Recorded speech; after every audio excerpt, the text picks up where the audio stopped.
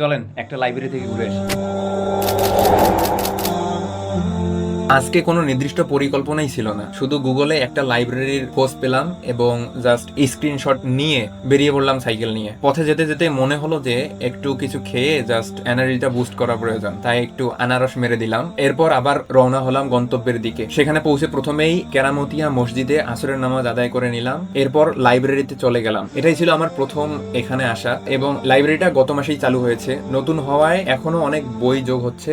শুরুটা বেশ ভালোই লেগেছে। এখানে ভেতরে ঢুকে প্রথমে তাকগুলো ঘুরে ঘুরে দেখলাম। আমি সাধারণত আত্ম উন্নয়ন, মার্কেটিং আর বিজনেস সংক্রান্ত বই পড়তে বেশি পছন্দ করি, তাই সেসব বই খুঁজছিলাম। কিছু বই পেলেও যেগুলো বিশেষভাবে খুঁজছিলাম তখনও সেগুলো ছিল না। বাট হঠাৎ করে চোখে পড়লো আরিফ আজাদের প্যারাডক্সিক্যাল সাজিদ 2। প্রথম অংশটা প্রায় 2 বছর আগেই পড়ে শেষ করেছিলাম, তাই ভাবলাম দ্বিতীয় অংশটা শুরু করি। কিন্তু মনে হচ্ছিল যে সবকিছু মাথার উপর দিয়ে যাচ্ছে যখন পড়া শুরু করলাম। তারপর বইটা সুন্দর করে তাকে রেখে আবার মার্কেটিং রিলেটেড বই খুঁজতে শুরু করলাম এবং অবশেষে একটা বই পেলাম সেখানে। শিক্ষা প্রতিষ্ঠানকে কিভাবে মার্কেটিং এর মাধ্যমে এগিয়ে নেওয়া যায় এই রিলেটেড একটা বই। বইটার প্রথমে সূচিপত্রগুলা পড়ার ট্রাই করলাম এবং বইটা অনেক ভালো লাগতেছিল পড়তে। তো বইটা কিছুক্ষণ জাস্ট আমি পড়ি। আর একটা কথা, সেটা হচ্ছে লাইব্রেরির পরিবেশটা অসাধারণ ছিল এবং অনেক মনোরম। যদিও এখানে ছবি তোলার অনুমতি নেই, বাট আমি সিস্টেমে কয়েকটা ছবি তুলে নিয়েছি। আজ প্রথম দিন ছিল, তাই খুব বেশি সময় থাকিনি। কিছুক্ষণ পড়াশোনা আর জাস্ট একটু ঘুরে দেখা, আর তারপর জাস্ট বইটা পড়ে যথাস্থানে রেখে